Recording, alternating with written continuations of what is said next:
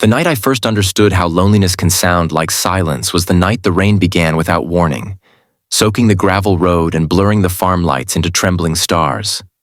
It was the kind of night where the world felt paused, as if everything important was about to happen or already had.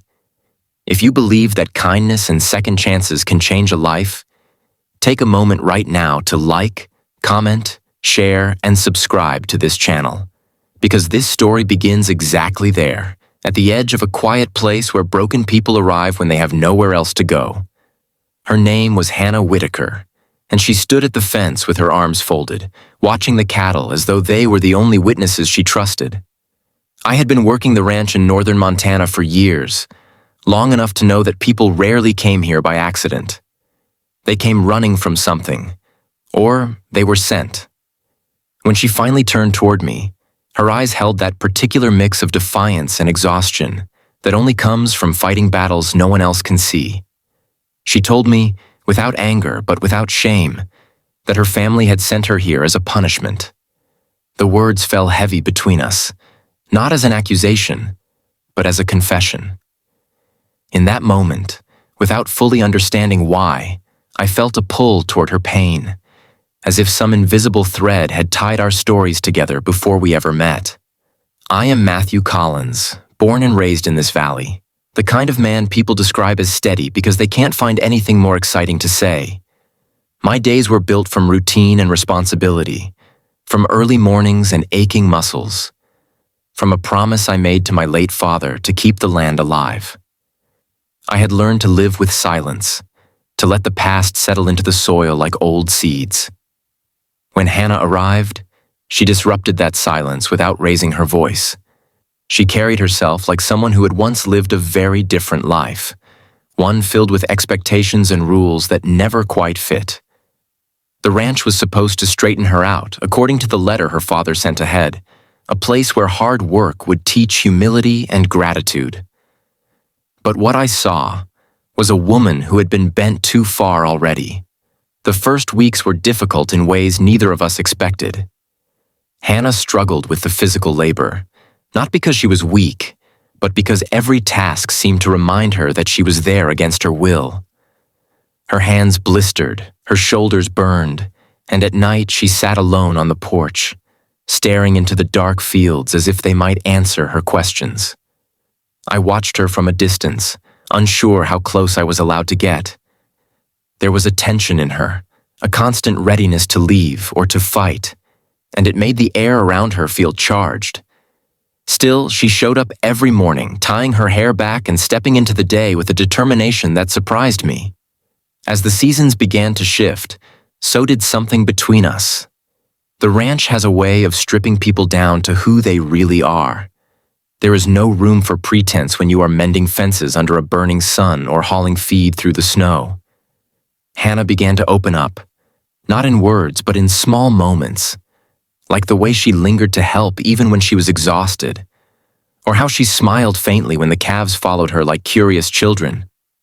I learned that she had grown up in a wealthy family in California, one that valued appearances over honesty. When she refused to follow the path they had laid out for her, choosing art over business and independence over obedience, they decided she needed to be taught a lesson. The ranch was that lesson. Living so close to someone else's pain changes you. I found myself noticing details I had once ignored, like the way Hannah flinched at raised voices, or how she seemed to brace herself whenever a letter arrived from home. I began cooking extra at dinner, leaving plates for her without making a point of it. She began asking questions about my life, about my father and the land, about why I stayed when I could have left. In answering her, I realized how much of my own story I had buried beneath duty. I had stayed because leaving felt like another kind of loss, one I wasn't sure I could survive. The turning point came during a storm that cut the power and trapped us inside with nothing but candlelight and the sound of the wind. The walls seemed to close in, and Hannah's usual composure cracked. She sat at the kitchen table, her hands shaking, the weight of her family's rejection pressing down on her. She spoke of feeling unwanted, of being treated like a problem to be fixed rather than a person to be loved. Listening to her, I felt a quiet certainty settle in my chest. Without planning it, without rehearsing the words, I told her that she didn't have to see her presence here as punishment, that she could stay as long as she needed. The offer wasn't heroic or dramatic. It was simple and sincere, and it changed everything. From that night on, the ranch felt different. Hannah stopped counting the days until she could leave and began imagining what it might mean to stay. She painted in the old barn, turning its rough walls into a gallery of color and emotion, scenes of open skies and solitary figures that seemed to breathe. The townspeople, initially wary, grew fond of her quiet kindness and fierce honesty. She volunteered at the local school, teaching children to see beauty in unexpected places. Watching her find her footing, I felt something in myself begin to heal, a long-held loneliness easing its grip. Of course, the past doesn't release its hold easily. Hannah's family arrived one crisp autumn morning, their polished car out of place on the dirt road. They spoke of expectations and forgiveness, of conditions and control. The tension was thick enough to taste. Hannah listened, her expression calm but resolute, and for the first time, she did not shrink. She chose herself, choosing the life she had built here, the sense of belonging she had earned rather than inherited. When they left, the silence that followed was not empty, but full, heavy with relief and possibility. As winter settled in, our connection deepened into something neither of us had named, but both of us felt. Love, when it arrived, did so quietly, like the first snowfall, transforming everything without demanding attention. We learned each other's rhythms, our fears and hopes weaving together into a shared future. The ranch, once a place of isolation, became a home filled with warmth and laughter, with plans that stretched beyond survival into joy. If this story has touched your heart, if it has reminded you of the power of compassion and the courage it takes to choose your own path, please take a moment near the end to like, comment, and share this video.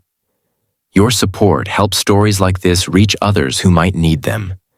Hannah often reflects on how she was sent here to be broken and instead found herself rebuilt. She found not only a place to stay, but a place to belong, and in doing so, she gave me the same gift. We learned that family can be chosen, that love can grow in the most unlikely soil, and that sometimes the greatest punishments become the greatest blessings. Before this story closes, I want to ask you something special. Please comment below with your thoughts, or share a moment when kindness changed your life, because your words might be exactly what someone else needs to hear today. In the end, the ranch still stands under the wide Montana sky, a testament to resilience and hope. Two lives once shaped by obligation and rejection now move forward together, guided by a simple truth we discovered in the quiet, that staying, when offered with love, can be the bravest choice of all.